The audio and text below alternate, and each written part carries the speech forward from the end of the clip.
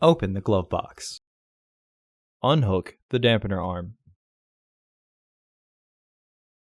Push in on the sides of the glove box to release the stops and lower the glove box. Pull on the panel to have access to the air filter housing.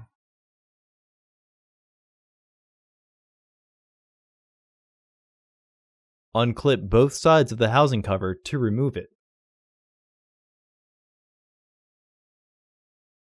Remove the old filter from the housing and clean out any debris inside. Insert your new filter with its arrow pointing up. Reinstall the housing cover. Reclip the panel back into place.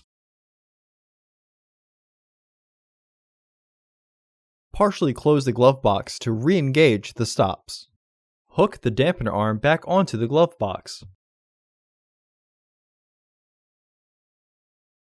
Close the glove box. Order your parts today at filterheads.com. Also, please like our video and subscribe to our channel so you won't miss any new content.